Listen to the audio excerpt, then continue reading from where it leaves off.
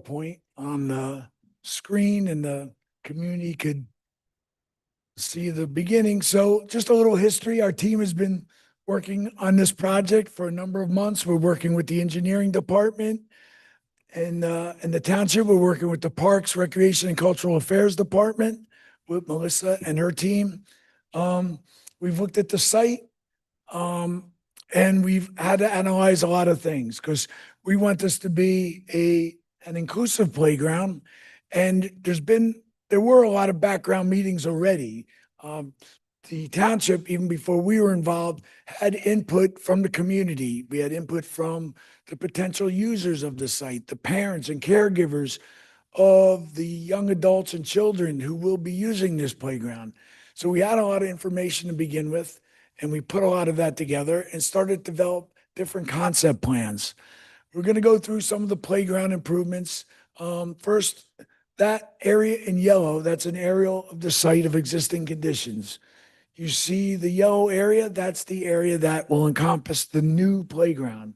The other two playground structures that exist on the site are going to be retained, and they're all going to work together as part of the inclusive environment of having accessibility and facilities for everybody. This new playground's focus is going to be inclusivity, accessibility, and a lot of new things that aren't even in the other playgrounds, or some new things that are even new in the parks and recreation industry. And it's going to be a totally inclusive environment with things to do for everybody. The existing building structure that's there is going to have improvements that Mr. Slack will go over once we go over the playground stuff, but it's going to all work together in the existing park facility and be a great improvement. The township did a lot of work up front on this project in looking at the site, getting input, applying for and being approved for a grant, a Jake's Law grant from the state of New Jersey, which is going to be funding like almost the whole project. I think the town may be adding some funds to it, but I leave that up to the money people. I'm a design person, but I'm not good at money. I'm good at money. I'm good at spending other people's money in design, but I'm not, I'm not paying for it. I wish I could, or I wish I lived in Maplewood, but anyway, so that's the area of the improvements, existing site. Patrick will go to the next slide. So as part of everything in design of this project, the principles of inclusive design, playground design. You see here on the list, the 7 principles that are really important to inclusive design. They are, in no particular order, be fair, be included, be smart, be independent, be safe, be active, and be comfortable. And that applies to all the elements of the site, not just the playground equipment, but the site, the approach, the building, and everything. And, there's different statistics up there, explaining who are children with disabilities. There's statistics up there that says 1 out of 1,000, out of 1,000 children between the ages of 3 and 21, approximately 85 of those children will have some of these disabilities, which talk about physical disabilities, sensory disabilities, multiple disabilities, chronic health conditions, social and emotional, communication, and cognitive. Now, there's other stats that talk about gender breakdown and the diagnosis between things. We're really not getting into that, but we use this as the background in design of a facility such as this. And a lot of it's in a book. There is a book entitled The 7 Principles of Inclusive Playground Design. Excellent book, excellent photographs. And we use that with our design team in our office and with our vendors and consultants that work with us when we're designing the playground equipment. Next slide, please. So inclusive playgrounds can include many different things. And we've been designing playgrounds even before the term inclusive came out to include many things. As a landscape architect and a park planner, I've been doing this for 38 years. I have over 800 projects that myself have been involved in, and our team and our firm has been involved in many, many award-winning projects. And it's great. The clients love it. The people that use it love it. But in the end, the biggest award is the reward of seeing it used by the young people and the parents and caregivers that come to the site, the ones that have a place to go where previously they did not have a place to go. That is the reward, which is better than any award we've ever received or been recognized for in multiple states throughout the region. But the secret to doing it, it really isn't a secret. These are published um, um, attributes that anybody could do, but it's incorporating it into design with the design team. And it's not just one person on the team that does it. It's the collaboration of designers. It's the collaboration of the administration, the Parks and Rec department, the engineering department, the environmental department, the designers, the architects, the engineers, the landscape architects, the planners. But really, the biggest, most important part of it is the input from the people that are going to use it. We've spent millions of dollars designing park facilities. And if they don't have the input from the public or the people that are going to use it and the people that have technically paid for it, but if you don't have that input on a park project, especially a playground project for inclusive environments, if you don't have that input, you're not going to be successful. But we really take our hats off to the Township of Maplewood in the Parks and Rec Department, the administration, engineering administration. They had a lot of that done up front, and we revisited it. And you've had several other meetings, and we're having another meeting tonight. Again, more input. And that's what's going to make this project a great success.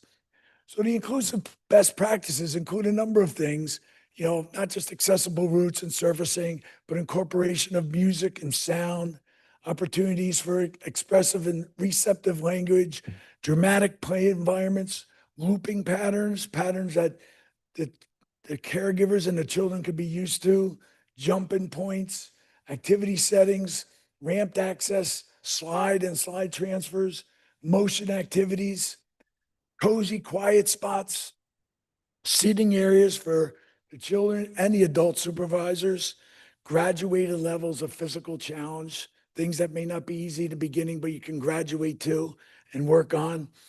Some accessible upper body events, cooperative play, half activity panels, and of course, shade and the overall environment and safety of the park and the space. Next slide, please. So incorporating many of these elements into the playground, we had done multiple playground layouts. The township had a layout of a piece of equipment originally and some ideas put together to obtain the grant. And in order to make that work, we had to look at it, look at the site survey. We have to look at the site. We have to look at the drainage.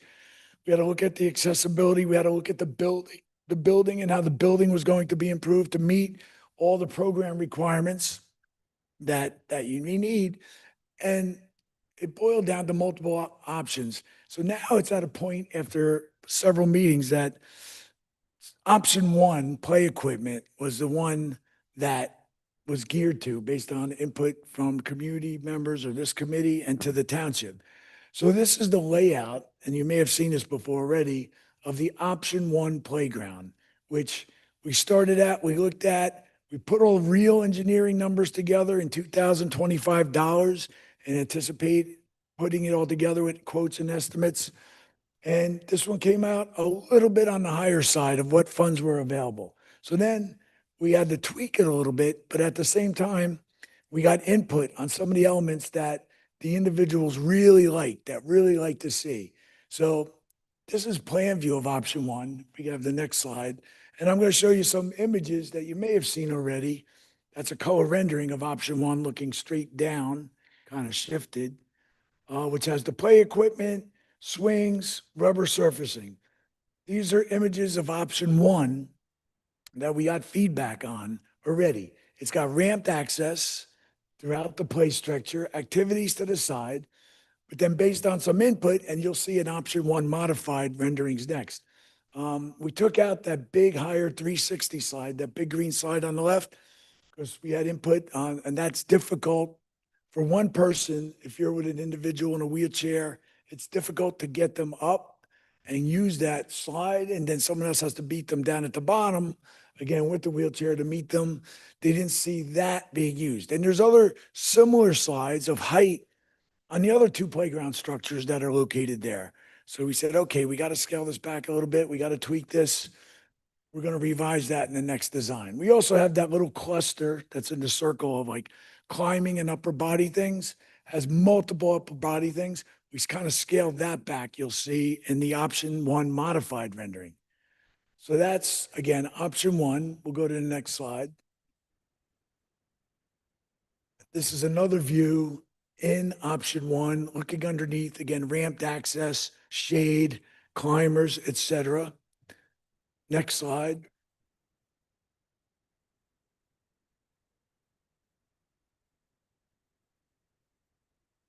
Can we go to the next slide? There it is. Again, lower slides, a transfer point on the left, the side left, a slide, transfer, ramped access, shade. And again, that really high slide structure was in option one. Next slide. So in working with input, you know, that little, I forget what we call it, the eggs, the little quiet space eggs based on feedback, that was really popular, right? The township, rec department administration said, yeah, the people really like the eggs and it's a nice quiet spot.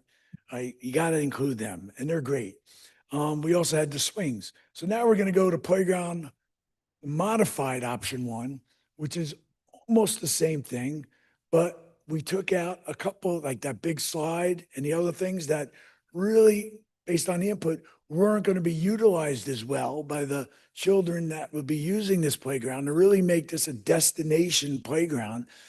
But we did add other elements, freestanding elements that we showed them pictures of and catalogs of that they really liked, which weren't in the first layout that I showed you before in option one.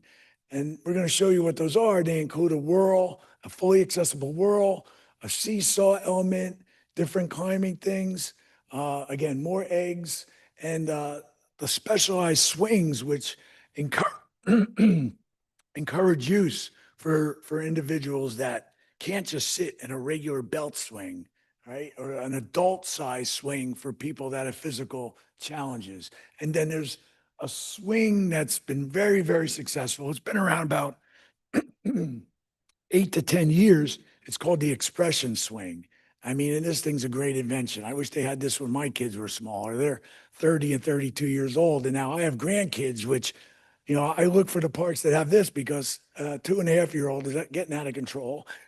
And the other guy's just not even 3 months yet. So he's okay. But it's crazy, like what you got to do with these kids, like climb up a structure, bring down, show them what to do. And, you know, it's 30 something years later. I can't climb up and down this stuff or even with my wife, but, you know, Bill's telling me I'm out of shape. So that I got to work on that. But if you go to the next slide, we'll get to see what some of this is. Again, it's the plan view. We have full shade over the swings. We have shade over the structure. And then we have the freestanding elements. If we go to the next slide, you'll really be able to understand what some of these things look like. Because most people that, if you're not in the industry, like you look at things plan view, you don't understand it. But if you see images, you could see it's very similar. In fact, in some areas, it's exact the same as option one. We took out some of the excess ramp and the other stuff. There is ramped access, and the ramps are 36 inches wide. And then they come to platforms every, whatever it is, 20, 25 feet, where if there are multiple, you can pass when you go to the platform. So they are wide enough. But then you see the other freestanding events off to the side. And we'll have enlargements of some of these. There's even different panels, different sensory panels that I knew they had panels that made sound and noise, but now they have panels that where some children have a device that they bring with them and they plug it in to that panel. And that's really interactive with noise and not just sound, but other things. And that's a newer piece of equipment, which this playground will have. Next slide. So we have the port in place, fully accessible surfacing and all the layouts. On the left slide, that is the old fashioned, remember the whirl things like we used to spin around on, it was off the ground, then you'd spin till somebody wiped out or got thrown off the side. Like we don't do that anymore. I mean, it's still legal, but like for an inclusive playground, this is a platform that's level with the surface. So a wheelchair can wheel onto it, like in the picture, and people, you could spin either on it or from the side. But even if you're a person not with a physical challenge, you could walk on it. You could walk on it and stand on it. You could sit or crouch and you could still spin. And you could still, spin somebody till try to knock them off, but really that won't happen because you're at level and you've got a barrier around it, like that little rail, which keeps it safe. So, like the wheelchairs, you can lock the wheels or whatever, so they don't spin out or go off of it. But it's also, it's interactive too, because someone will be with them and spinning, and it's something to see. Over to the right, it's not a close up. We have other images of it later. Was that a pointer?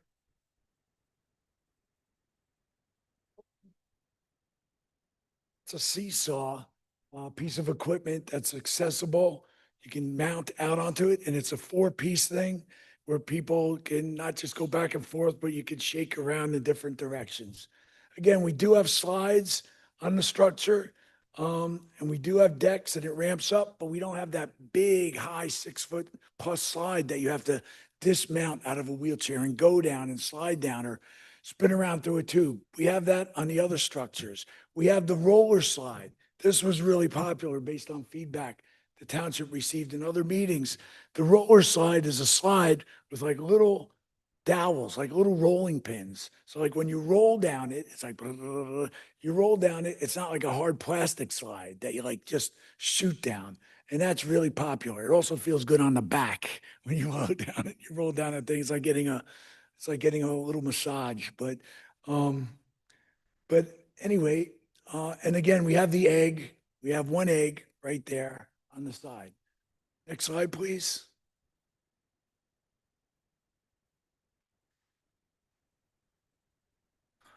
I think we have one other view. Yep, here's the whirl, the fully accessible whirl. So it has room for a wheelchair. It does have a bench in it that you could either sit in, and there is a room or a spot where you can stand, and that spins around.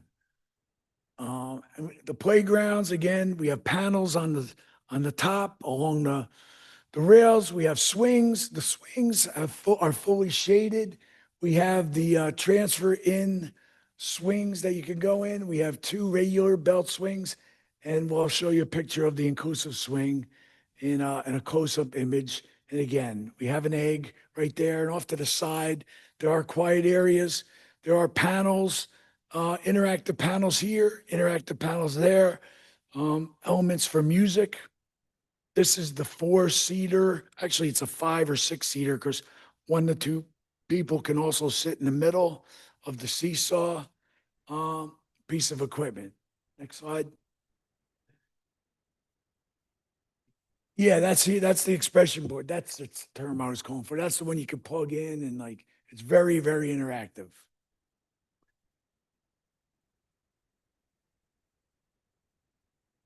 Let's see. I think it's a big file. That's why it's taking a while to load. Again, these are musical elements, all at the accessible level.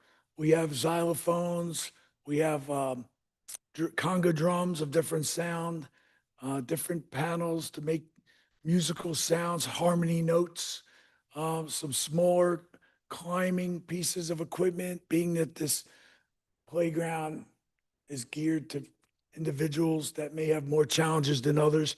You don't want to have a lot of upper body stuff because that could be provided in the other adjacent playground. And you don't want to take up all the space on that, where you can have some really specialized stuff in the playground.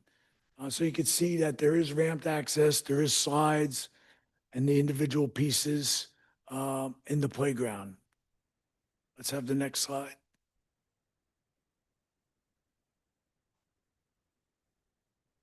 I'm waiting for the big one.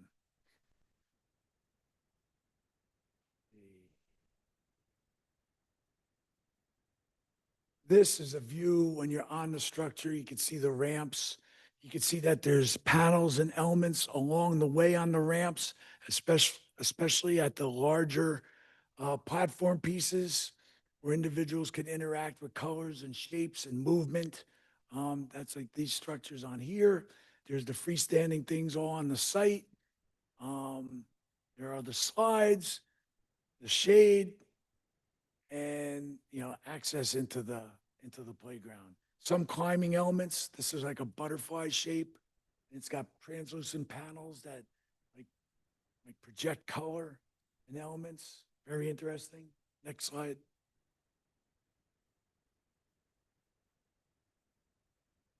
So this is a video. It may take a second to start. You may have to load first. We may have to go back. So this is a 3D walkthrough of the playground. Oh, it's not flowing too smoothly, but it might be our internet connection. If we give it a second to load.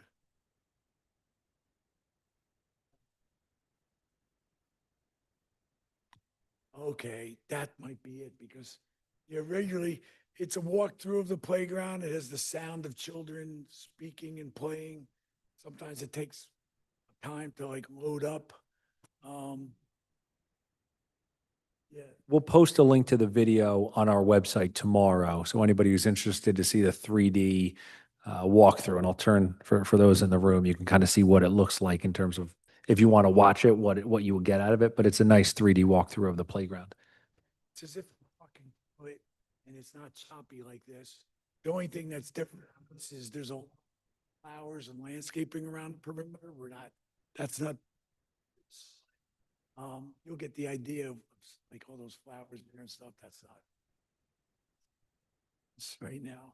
But it is a interesting video that you'll be able to see, probably, when it's linked up. Tomorrow, yeah. Website, and you can hit it, go to it and play it.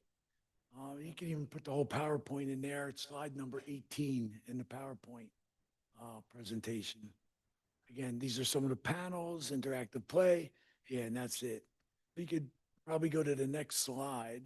Then we're going to get into the architecture. Maybe, no, I think we had the estimate. Hold on. Next. Okay. I don't know if we'll have to exit YouTube or, yep. Now we could just go to the next slide, slide 19. Current slide. Okay. And you can go to start presentation. Yep, it'll come up. Current slide. There we go. So these are enlargements of some of the elements. Like this would be on a panel, an adaptive switch, plug-in mode. Again, an adaptive switch you can plug in and it plays the piano and sound. This is the 0G swing where you can transfer out and you sit in it and it secures you, not just like a belt swing. That's for ages 2 to 5. The purple ones for larger children, ages 5 to 12. This is the expression swing. So this swing was invented because typically there would just be what we call bucket swings. There would just be this black bucket that you would put a child in and you would push the child either from the back or from the front, or if you're pushing them from the back, then you'd have to run around the front and see them. Or if you had two people, one in the front, one in the back. Playcore and Game Time invented this swing about 8 years ago where the adult sits in the chair and looking at them is the bucket swing. And the child is looking at you. And this kid's pretty big for that thing. I mean, you could put like a 6-month-old in there, a 5-month-old, and they're looking at you as you are both swinging together. It's a pretty cool experience. That's really a game changer with people of all abilities, not just, people that may have some challenges. This is the rock all seesaw. So these are 4 chairs where people could sit in, and in the middle, someone could sit in that one. Again, musical play equipment, the xylophones, 2 panels. This is the roller slide, the thing with the little rolling pins, which is really interactive. Communication boards where you could pick on different elements and you hear different sounds and learn different things. Again, this is the Rock and Robin. We call it the egg for short, but it's a giant robin's egg, and kids like to sit in that and shake or spin. And this is the inclusive whirl that you sit in and spins all around. Those are some of the playground elements. We did a cost estimate. This was the estimate for option one, a little bit higher than what the grant was. This was just about 1.5, just under 1.6 million. With the elements, we modified it on the next slide. And the modified option one estimate is within the budget with all the elements in there, including the building improvements. That's about 1.1 million, 1.12, which is within the range of the grant that the township has. I think the next slide goes to architecture. Let's open it up and I'll hand it off to Mr. Bill Slack to tell you what him and the team are going to do with the existing building.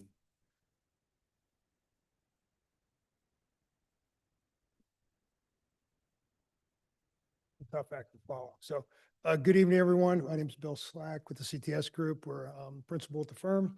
And as Joe, oh, go back. It's running on its own.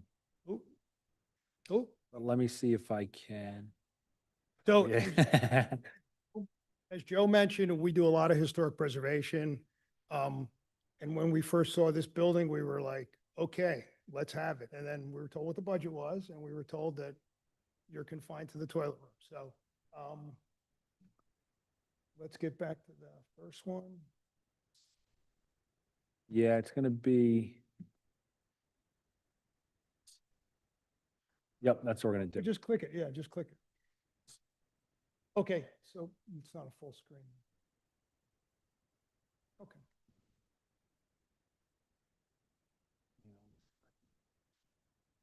But so we first visited when it was snowing. So again, it's a beautiful building.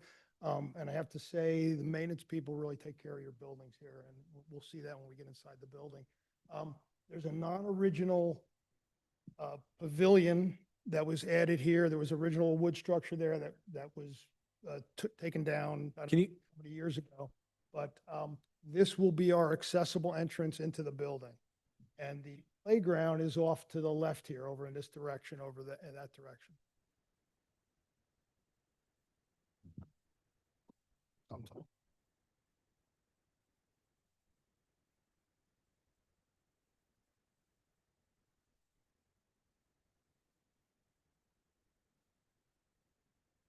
Okay, so yeah, so you've got this nice wood structure here. That'll be our accessible entrance. It's covered. There's some picnic tables under there. I don't know how many park, but let's go to the next slide, please.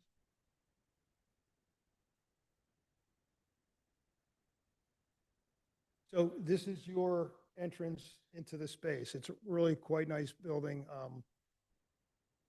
but that's not accessible. So what we're proposing to do is remove those doors. They're basically more or less security doors at this point.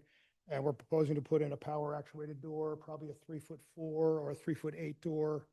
That will allow entrance of various conveyances, motorized wheelchairs, conventional wheelchairs. You can go to the next one, please.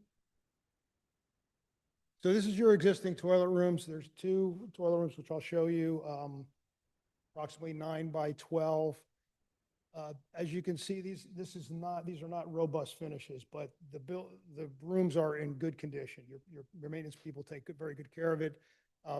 We've got a separate divider here. That's the men's room. But you're seeing you've got vinyl flooring tile, which is not good for a public, a highly used public toilet facility. The walls are just painted sheetrock. So again, no graffiti. It's clean, but again, we need to do a major upgrade. So next slide, please.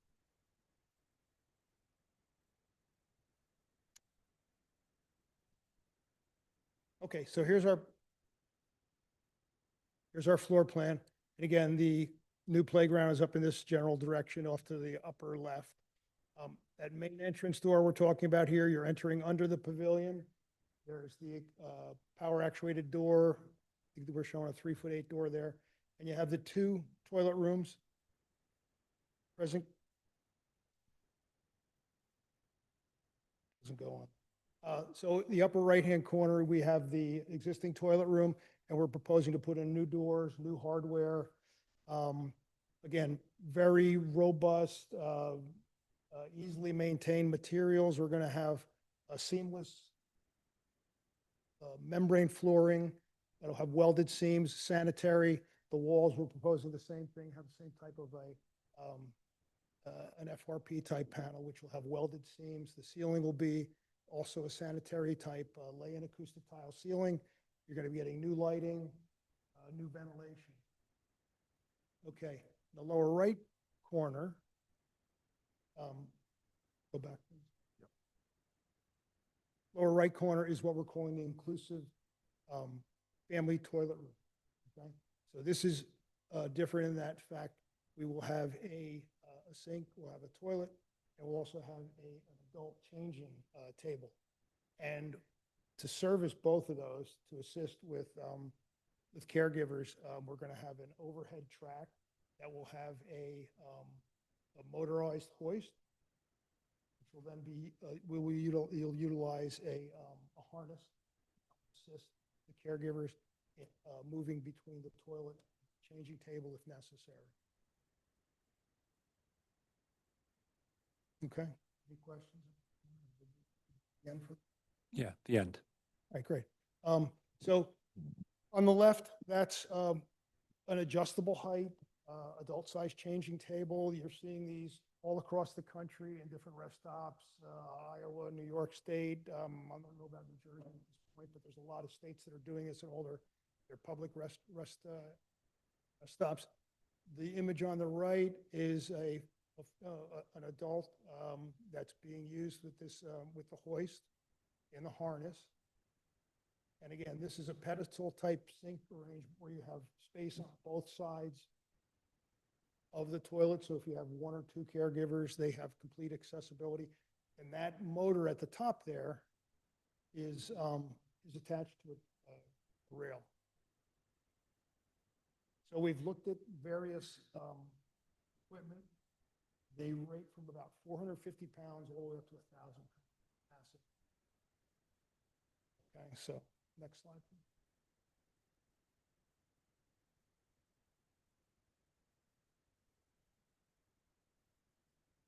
Okay, so this is, again, these are stock images. We didn't create these, but on the left side, you can see you have that's more of an articulated rail, which we're not going to have, but that shows on the left side, you have that pedestal type sink where it's access on both sides, and you have the flip down rails for accessibility. Again, both of these toilet configurations can be used for accessibility and family type toilet room. And on the right, we've got that flip down changing table, adult size changing table.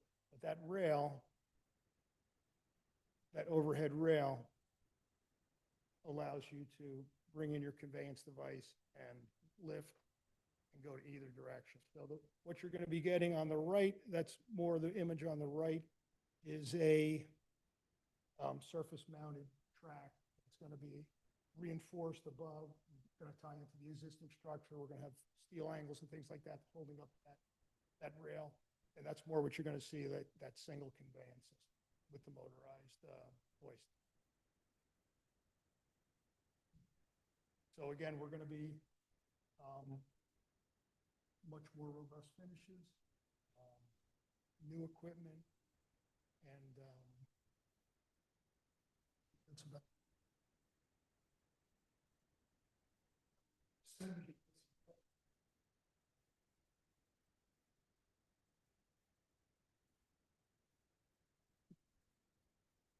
Oh. Where somebody could use these.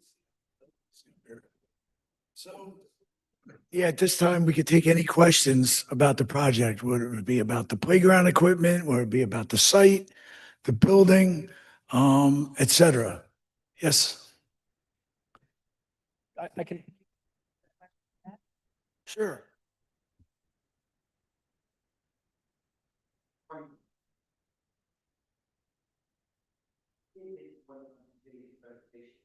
What's being set up. I would share with you that, like most of us, you only get a kid for a short period of life. Most of your time you're going to be an adult. So I would encourage that there is a bit more for the vision here. There's a huge number of adults that are in Maplewood, won't have access to, some of the, particularly adults. So, let's take the slide. Just consider some of the, play area, especially in. So to repeat the question, it's really a statement of considering the use of not just being a kid, kid was mentioned a couple of times, a child.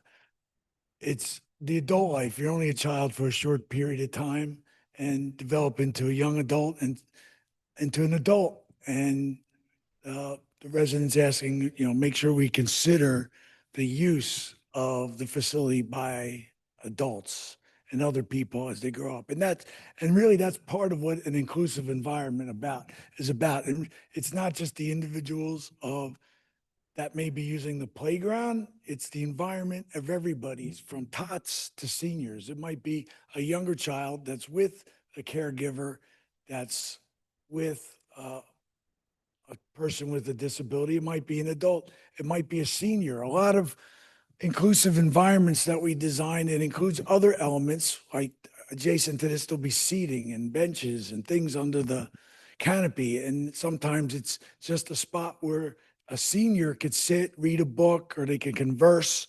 Sometimes we have game tables or, checkers or chess or, and as the park develops, the park itself is not just this one inclusive playground piece. It's the whole environment that's around it, which makes it all inclusive with the other playgrounds, the other elements and benches that are there. So as it's all looked at into the bigger picture, it's inclusive of everybody for all ages and events. But very good point taken, because, nobody is a child forever.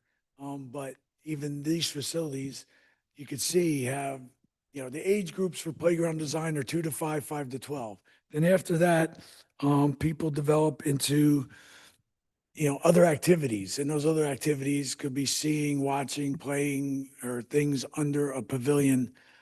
So all that is included in all this. And you can see even in the building and the restroom structures, the changing tables and things are designed for people, 450, 600 pounds. Obviously, it's not a small child. Can you step up to the mic, please, so I don't have to repeat the question? I didn't know you were going to. I'm on it today. I had to come here for this, but I heard a lot about what's going to be for adults in the restroom. Again, the consideration for the adults in the actual playground area as well. I think we need to hear more what's going to be available, because again, there's a huge population of adults in this town. There are also 2 day programs in this town for adults.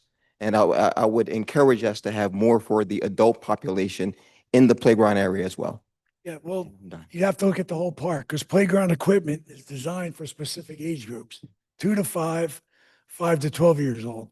There are other activities for adults or young adults in the park. Just adjacent to that is the award-winning Maplecrest Skate Park, which I did design about 8 or 10 years ago. There are also other fields and activities. So as I was saying, when you look at the entire park environment, there are activities there for adults. The playground structure itself, yeah, the adult can access it and see it, but playground equipment is not designed for adults to go down slides. They could use a swing, they could use the whirl. So, maybe that answers your question as well. I think what he's wanting, there's special needs adults who still, that want that entertainment. I would just say we'll look at what else, because the design is by no means final. So we'll ask them to see what other things we can use. They could certainly access the equipment. Sure. Yeah, let her come up to you could come up and.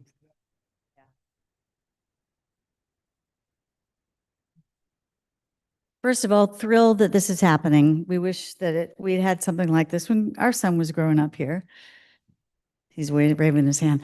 I just want to ask if you considered weight on your equipment, both the platforms, the ramps, and the whirl. Could someone in a power chair, and his chair, he started driving a chair when he was 3, so it was much smaller than this, but still a few hundred pounds. So weight capacity for a power chair, not just a manual chair. And, oh, I forgot my second question. I'll just leave it there for now.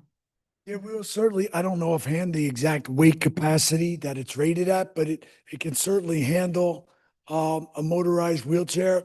One of the more recent accessible playgrounds that we designed with a lot of similar equipment to this by the same manufacturer opened up last summer in Middletown, New Jersey at McMahon Park. And at that opening, there were over 300 children with disabilities. Also at that opening was Eric LeGrand. Eric LeGrand, those of you may know, was the Rutgers University football player who was paralyzed. Eric himself is over 300 pounds. Eric is gets around with a motorized wheelchair, similar or larger to that. And Eric was at the grand opening with me and the team that designed the park and the playground. Eric and his equipment and his wheelchair were on the equipment, and we enjoyed the space. So I don't know the exact weight limit on it, but I know it'll take. We'll look that up and confirm with the township. Yeah, no, yeah, no, the whirl element is definitely, we'll get the weight capacity on it because I know it'll handle wheelchairs of all types, plus multiple individuals on it, like even on the bench, like 2 or 3 adults could sit on that bench. One person could be in the chair, but we'll get the exact number of that weight Thank capacity. you. Appreciate your taking that into consideration. My other question may be more for the town, so it may not be appropriate for this meeting, but it's about maintenance. This looks like stuff that's going to really get a lot of wear and tear. And are we thinking about what it's going to take to keep it up? Yeah, I can answer that. So we're fortunate to have a lot of playgrounds, play structures, and play fields in Maplewood, and we have a dedicated Department of Public Works to maintain it. Yes, this will be more for them, and we'll ensure that they have what is needed to keep this up. So it's something we're committed to. Yeah, absolutely. Absolutely. Yeah. I mean, we wouldn't have applied for the grant and be moving forward with the project if we didn't think it was something we could responsibly maintain for years. Yeah. Yeah. I, No.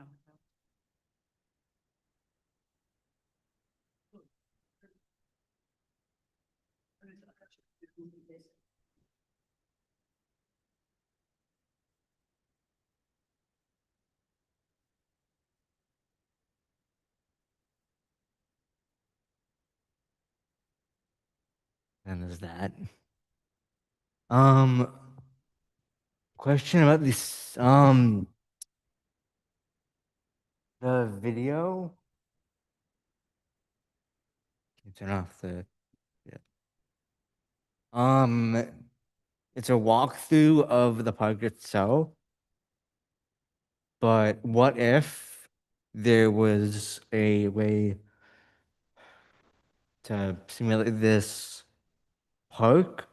Like, say it's already open, but some people want to see how it is before they actually do it in person. Maybe you could do a interactive kind of VR-ish simulation of it. You could click on an item, it would, like a little information bubble would pop up talking about what's then how everything works before you actually go there in person. That's actually something people with autism generally really appreciate, a storybook to experience something before they go.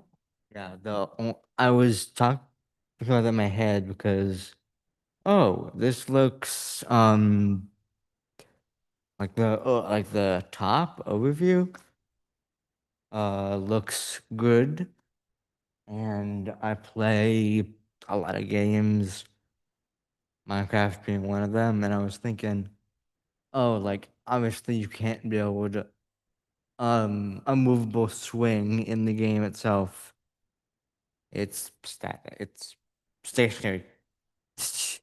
Um, but that got me thinking, what if there was a simulation available that you could either download to your console, computer, or even better, if you have one, either like PlayStation has a headset, Meta has one, etc., or you can do a mobile device to like, yeah, like I said, experience it before you actually go and do it. That's a really great idea. I think, so as we're designing it, perhaps what we could find is get actual footage or video of these elements already installed somewhere and video of seeing how other people use it. So that would explain to individuals, and the township, could post that on the website. And going even further, I think to serve the community and the people that will want to use this playground, even once after it's built, perhaps the township make little snapshots of video that show, hey, this is how the whirl works. This is how the roller slide works. This is how the inclusive panel works. Even just short little snapshot videos, and put that on the township park recreation website. So somebody can say, hey, I heard there's this really cool new playground in Maplewood. Go to the website, they look at Maplecrest Park, you go to a page, and it could have the elements of just quick little videos of what to expect when you get there, right? If that's made, pretty simply made, so anybody anywhere in the world can look at that and know what to expect and decide, hey, do I want to go to this park? Or, hey, can you take me to this playground? Look what they have at this park. The skate park industry, it made that really popular when the skaters rate different parks, skate parks all around the world. And you mentioned that you play a lot of video games and gaming and stuff. So like years ago when I was designing different skate parks and elements, even in this one, when we did this one, there was a young man who made a video of the old skate park that the kids built out of ramps. He made his own movie, and like he wiped out on a skateboard, he passed out, and when he woke up, there was the new playground. He made that video himself. And that video is what helped that project win the New Jersey Park and Rec Association award. And that was a number of years ago, but like even back then, kids, skaters, for all ages, from 3, 4 to 64, 74, they would say like, they would rate, and they still do. They rate the different skate parks. And years ago, someone said to me, yeah, this is like, the game Tony Hawk Pro Skater, 1, 2, 3, whatever, and that music, da da da da da da. Like they would be like, "Hey, can you have this in the design? Because this is in Pro Skater 2, and I really like this bowl. I really like this half pipe."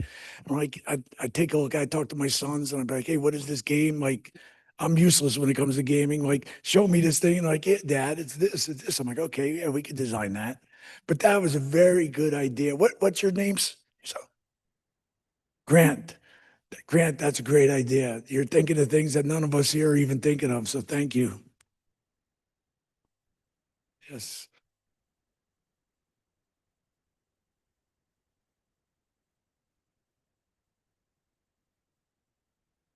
Yeah.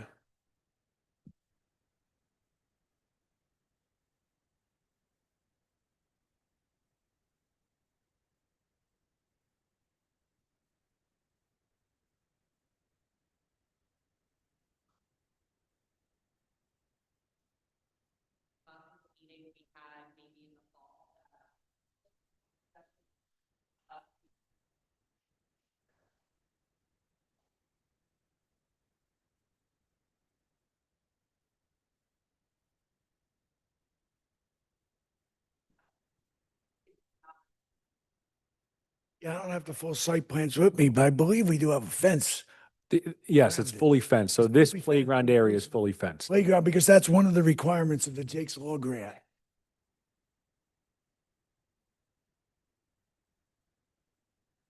The inclusive Inclusive playground area. is fully fenced.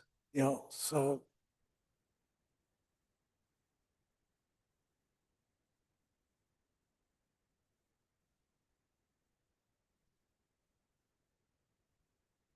Yes, we've discussed both the upgrades to the parking lot and also to the path between the parking lot and the playground. Yeah. And that's separate from this project, so these engineers won't discuss it, but yes.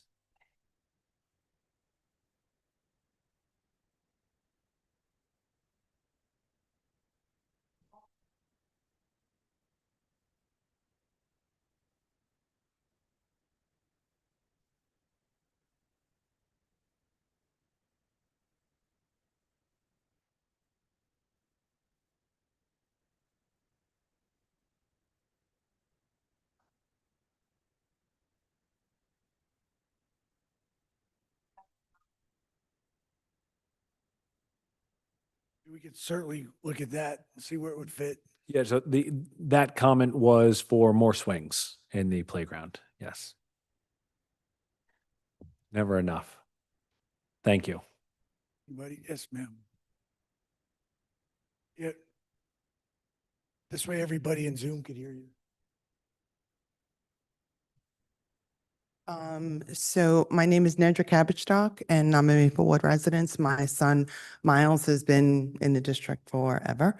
I ditto a lot of what was said here tonight, especially the swing aspect. I think that, and I couldn't see it in the designs, but having a swing that is capable of handling a wheelchair would be amazing.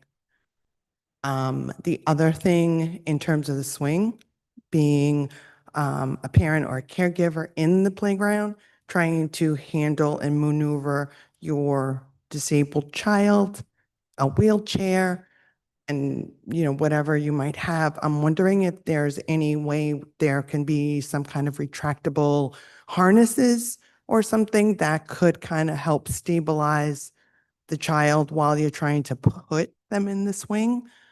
Especially if you're there by yourself. Sometimes you can't always have a buddy when you go. I try always to when Miles was little, but it's a little difficult when you're by yourself maneuvering all these things. So if there was some kind of, I'm thinking it could be some kind of retractable harness similar to what you have in the bathroom, that we can kind of hook onto them to kind of stabilize them while we kind of move the wheelchair out of the way, if there's not a swing that can accommodate the wheelchair at least. Look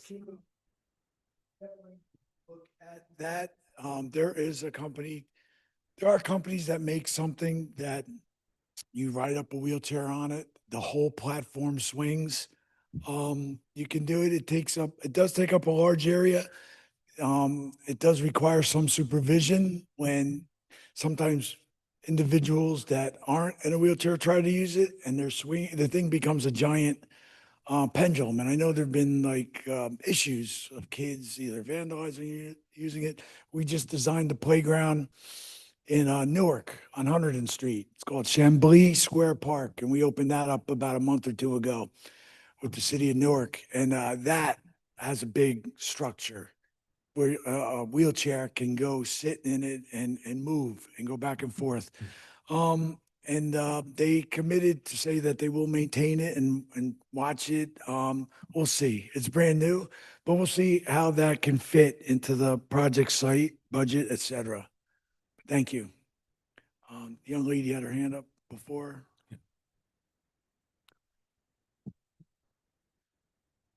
Oh, no problem. You can leave. Okay, hi. I know the design isn't final yet, but do you have an estimate or prediction of when the playground would be completed? How long? What was our schedule? Do we have to go get it approved again by the state? Yeah, so there's an opportunity to finish it this fall before the winter.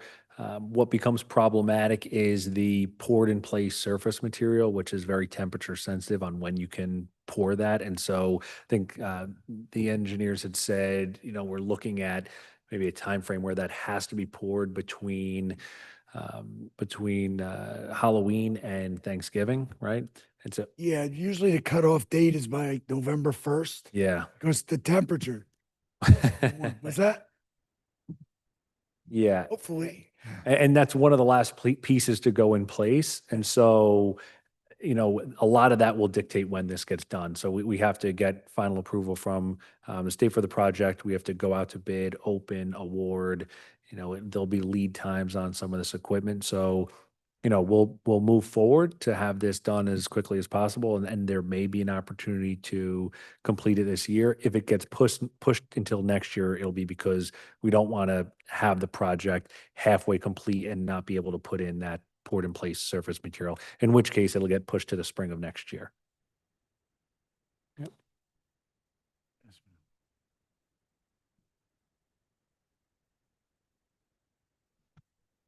Ruth Beckerman Rideau. My question is with regard to the bathroom, the all-inclusive bathroom.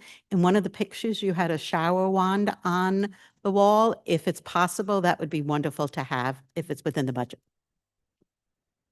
Shower. You showed the picture. You're committed. Disregard the shower wand. No, those were stock images from, so, it's possible. Again, we talked about putting in seamless floors and wall panels and things like that. Oh, yeah, that's something we could talk to the committee about, and it may not be a bad of an idea.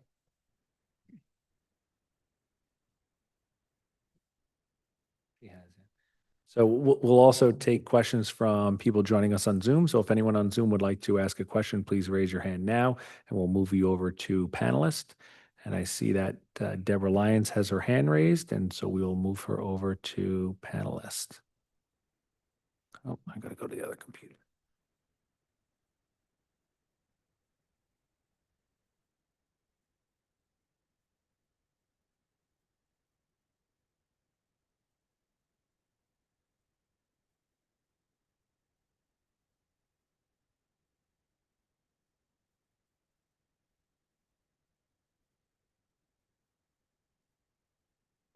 You can unmute yourself and speak. Okay, great. Thank you so much. Looks like a great project and a great addition to Maplecrest Park. I have three quick questions. One is the skate house has been inaccessible for years. It's locked 24/7. You can't access the bathrooms. When the last renovation of the skate house took place, it was unlocked for a few months, but there was so much vandalism and other things going on that since then it's been locked unless camps are in place. So I was just wondering what the plan is if you're going to do these renovations, whether you're going to unlock the skate house and whether it's going to be monitored or what the plan is. So that's the most important thing to me, but also, is there any landscaping included in the plan? And three, does the surface get hot, the artificial surface?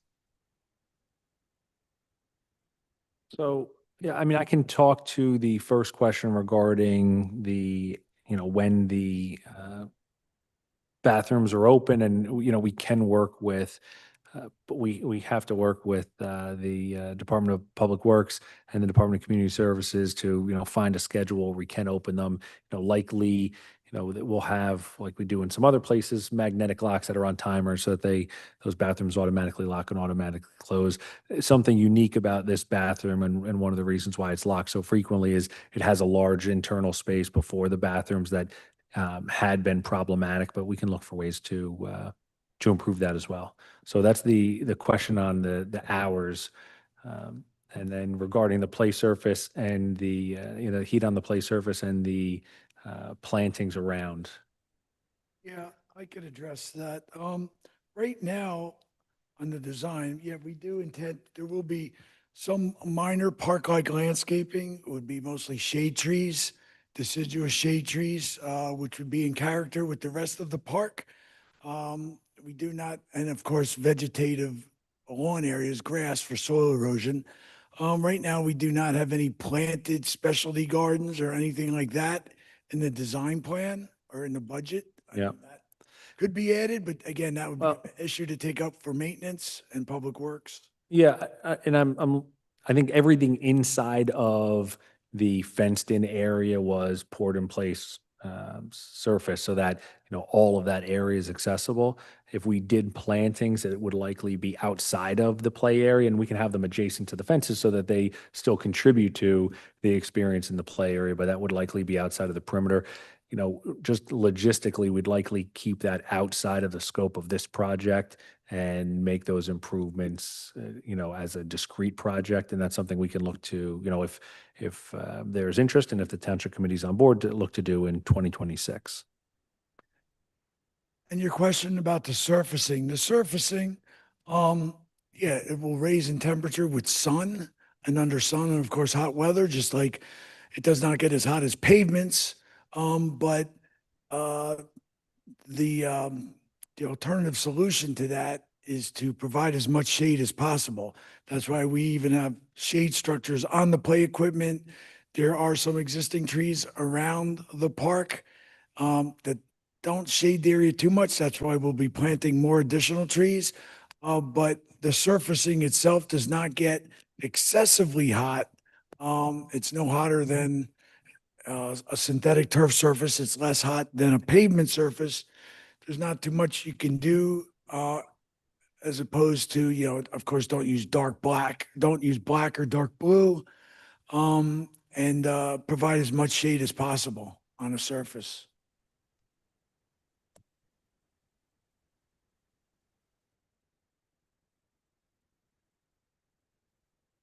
All right. We are now moving over Kim Takas to panelist.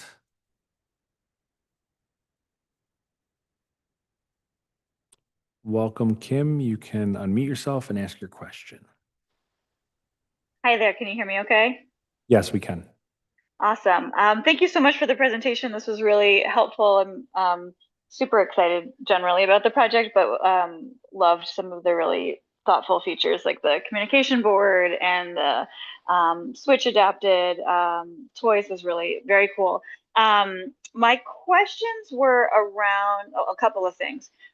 First is whether there's any consideration around visual accessibility in terms of, offering, whether it's like a tactile map or braille signage, things like that, as well as like contrast in terms of the poured rubber versus the pathways versus the equipment, thinking about the contrasting colors in order to support visual access.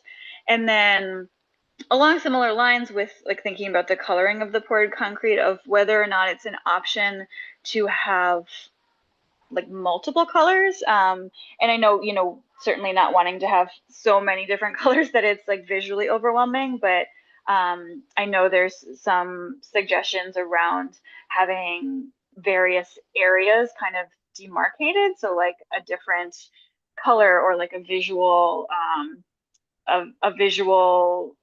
something different on the flooring of the the sound equipment or the musical instruments versus the swing area, to kind of help delineate and help kids who are figuring out how to engage with the space. So just wondering if any of that is under consideration, or in terms of if what we see is going to be the coloring of the final project.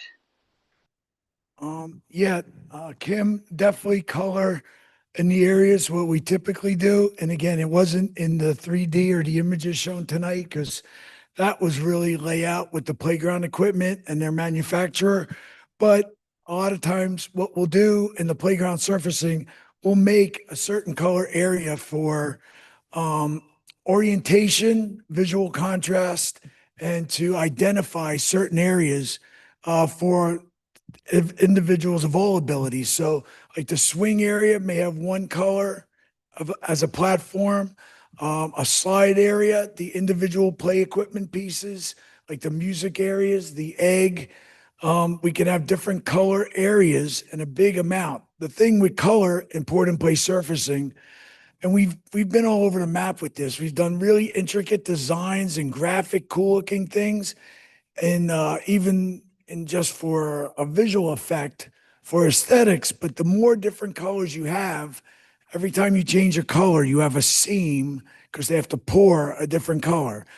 those seams are where the surfacing wears out quicker. Water gets in it, it weathers, and the more seams you have, the more likely to have a higher need for maintenance and the quicker the surface will wear out. So that's why we would provide color in big pad areas. You know, maybe it's a 10 by 12 circle or a pad, but vary the color in the different areas, as you mentioned, for visual contrast, for identification, somewhat stimulating, and for recall value. Like this pink color is where the slide is. This blue color is the swing. This red color is the music. So yeah, that's all in consideration. That will come out during design. This is really just preliminary input of the elements in the park. But yeah, that is taken under consideration and will develop further as we get into the construction documents and drawings. Awesome. Thank you so much. Thank you. If anyone else has on Zoom has questions, please raise your hand.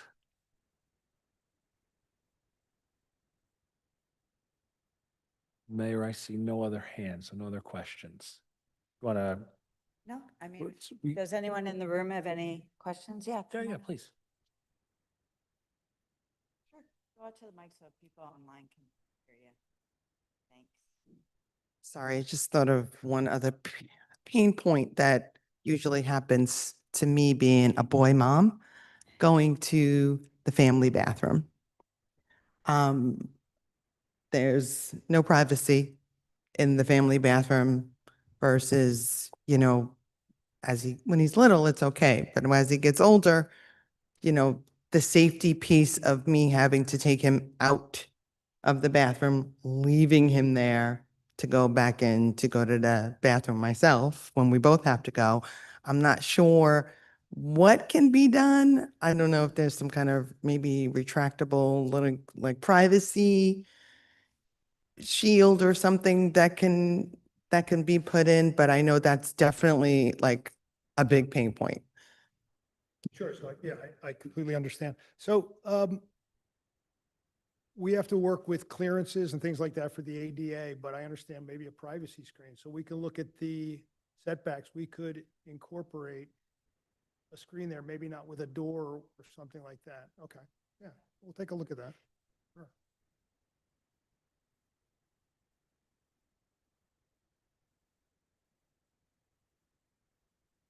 No, and nobody else on Zoom. So I guess we could talk about next steps now. Sure. Right, Mayor? So, we'll take the input we've received today.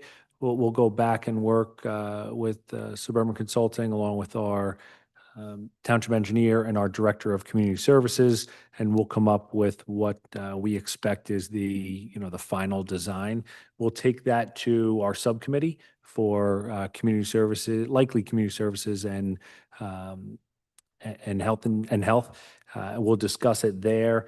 If everybody agrees with that budget, we will we'll finalize our bid documents. There may be a need to secure additional funding for the project. Once we know the final design, we'll have a final cost estimate from the engineer. If that doesn't fit within our budget, we'll have either, to go back and make cuts or go to the township committee and ask to secure additional funding. So that there may be a decision point there, but we hope to be out to bid sometime over the summer. It'll take a few weeks to get it'll take a month and a half probably to get the drawings finalized from the engineer. So we still have a little bit of time, but we're real close to the end here, which is really good. And so it's nice to see as it comes more and more clear as to what this playground is going to be and build some excitement around it. It's nice to see it all come together. So we'll keep the public updated through those subcommittee meetings and with announcements at the township committee meeting as well.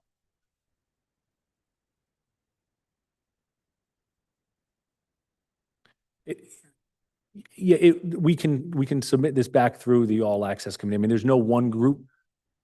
Yeah, and there's no, I don't know that there's one group that gets, the final stamp on it, but absolutely, like we want as many groups to see this final design as we can because, we're putting a lot of effort into it. So is the public putting a lot of money into it. We want to make sure that what we get as final is really, the final, the best that we can. And so we want to make this as public a process as we can. Yeah, so I just want to recognize my colleague on the Township Committee, Dean Daffis. He walked in just after I introduced the engineering firm. And I'd ask that anybody who has any thoughts, especially, you know, from the All Access Committee or anything that comes to you after, whether you're on Zoom or here in the room, to, you know, email Patrick at the Township or anybody on the Township Committee to just get that information as soon as possible so they can incorporate it as well into the final design work. So I'm sure if the design, I think Health and Human Services, and maybe that's a joint meeting with all access committee members come to, so it's one presentation of sort of the final design. And then you'll let us know whether or not that we need to pass any resolution or find any other funding before we go forward. So we'll just keep chugging along. So I want to thank everybody who came on Zoom. I want to thank our consultants. Thank you so much. And thanks for the comedy, because I actually got texts from a friend of mine who says, funny presenter. So, see, it's good. You lighten things up a little. There you go. It's your side job. Stand up. All right. So good night, everybody. Thanks so much.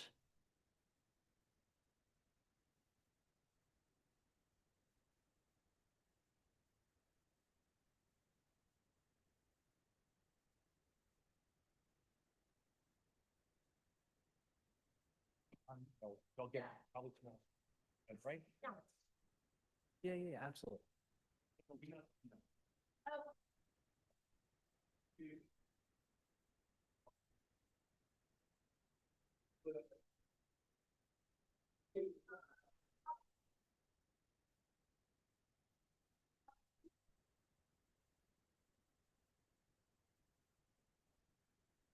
Yes, absolutely. Yep. Thanks for coming.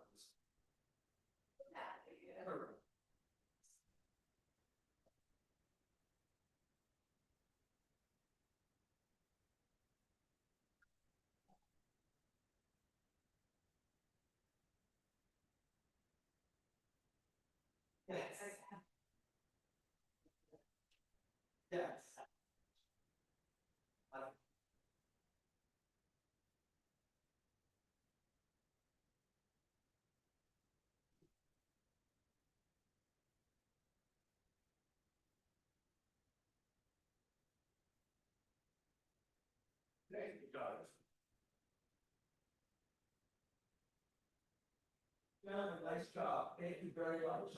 Well done. You was great.